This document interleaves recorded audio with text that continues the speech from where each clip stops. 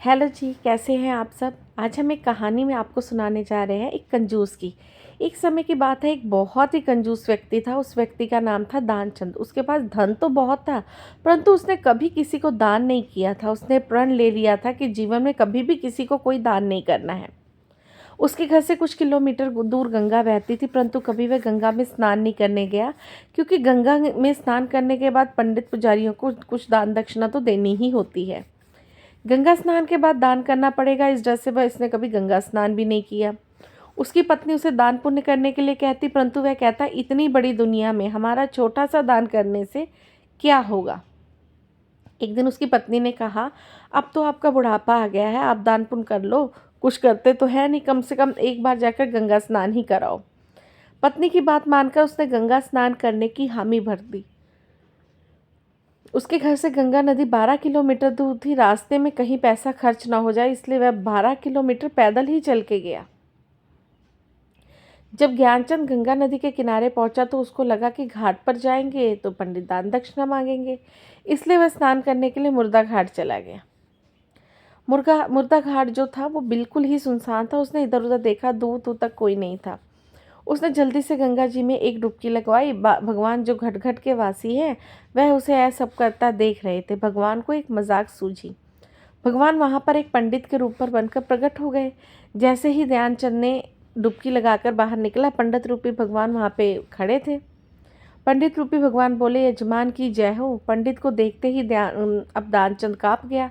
वह बोला, यह तो हद हो गई है, पंडित तो मुर्दा घाट पर भी आ गया। पंडित ने बताया, मैं एक संतोषी ब्राह्मण हूँ और एकांत में मुर्दा घाट पर ही पड़ा रहता हूँ। यहाँ पर कभी कभी आपके जैसा कोई यजमान आ ही जाता है और मेरा साल भर का इंतजाम इकट्ठे ही कर देता है। आज आप आए हैं तो अब आपको मेरा 1 वर्ष का इंतज़ाम करना पड़ेगा। दानचंद बोला कि मैं इतना दान नहीं करता। पंडित बोला, दान तो आपको आपकी श्रद्धा के ऊपर है, इसलिए आप 6 महीने का इंतज़ाम कर दो। अब दानचंद बोला, 6 महीने का इंतज़ाम भी नहीं कर सकता। पंडित बोला, तो तुम 3 महीने का कर दो। अब इस पर दानचंद बोला कि 1 महीने का भी 1 महीने का ही कर दो। अब दानचंद, 1 महीने का इंतजाम क्या, मैं एक दिन का इंतजाम नहीं कर सकता। अब पंडित ने कहा, आपको कुछ ना कुछ तो दान करना ही पड़ेगा, नहीं तो हम आपको जल से बाहर नहीं निकलने देंगे। थक हार कर दानचंद बोला, एक आने का दान दूंगा, वह भी उधार। मेरे पास अभी कुछ नहीं है, इसलिए मैं घर जाकर लेने जा रहा हूँ। पंडित ने दानचंद को एक आना देकर संकल्प दिलवा दिया। दानचंद ने सोचा, मेरा घर तो 12 किलोमीटर दूर है, यह पंडित एक आने के लिए इतनी दूर थोड़ी आएगा।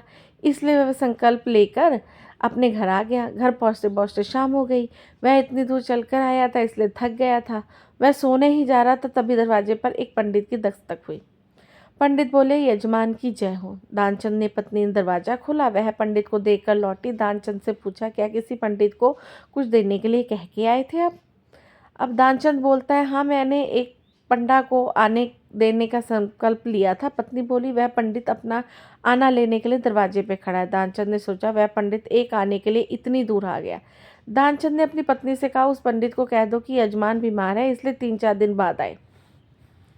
पत्नी, एक आने की ही तो बात है, दे क्यों नहीं देते? दानचंद बोला, मैं किसी को कुछ नहीं देने वाला, जाकर उसे कह दो कि यजमान बीमार है, इसलिए कुछ दिन बाद आए। पत्नी ने दुखी जैसा मुंह बनाया। पंडित से बोली, महाराज, मेरे पति इतनी दूर पैदल चल के आए हैं, इसलिए वो बहुत थक गए हैं और बीमार हैं, इसलिए आप 3-4 दिन बाद आना।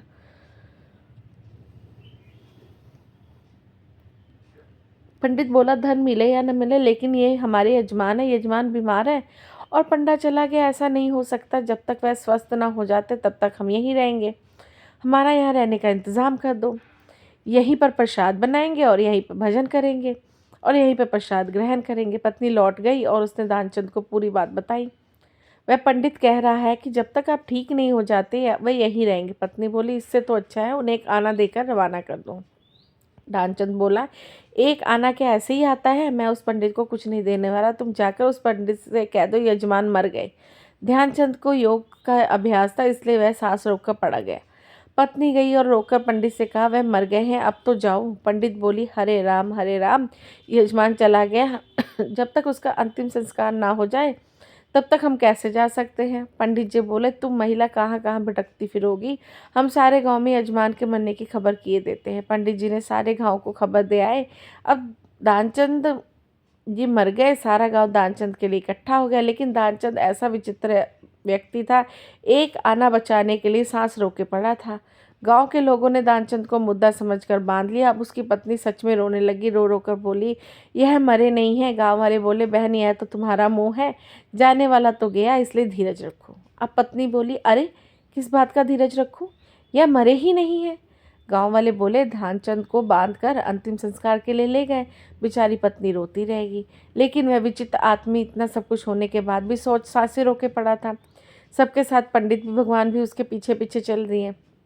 भगवान ने सोचा, हद हो गई, अब कहीं नहीं हारे, पर आज तो दानचंद हम भी हार गए। ऐसा गजब विचित्र आदमी हमने कभी नहीं देखा। एक आना बचाने के लिए यह आदमी बिना मरे ही पड़ा हुआ है और चला जा रहा है। अब दानचंद को लकड़ियों पर रख दिया गया और केवल अग्नि लगानी ही शेष थी। तब पंडित रूपी भगवान बोले, यह हमारे यजमान थे, हम इनकी मुक्ति के लिए इनके कान में कुछ मंत्र बोलेंगे। भगवान उनके कान के पास मुंह लेकर गए और बोले, मैं भगवान विष्णु हूँ, मैं वैकुंठ से तुमसे नाता जोड़ने आया हूँ। दानचंद ने जैसे ही सुना भगवान बोल रहे हैं, उसने धीरे से आँख खोली, लेकिन जैसे ही देखा कि वह पंडित है, फिर से आंखें बंद कर ली। भगवान बोले, हम तो हार गए, हम तुमसे कुछ नहीं लेंगे, तुम ही हमसे कुछ मांग लो। ध्यानचंद धीरे से बोला, वह एक आना छोड़ दो बस। पंडित रूपी भगवान तथास्तु कहकर वहाँ से चले गए और दानचंद आंखें खोलकर उठ बैठा। दोस्तों, आपको ये कहानी कैसी लगी? अच्छी लगी तो कृपया कमेंट कीजिए और ऐसी ही मज़ेदार और रोचक कहानियों के लिए मेरे चैनल को सब्सक्राइब कीजिए। ऐसी ही हंसी मजाक वाली कहानियाँ और भी आती रहेंगी। ध्यान दीजिएगा अपना। शुक्रिया।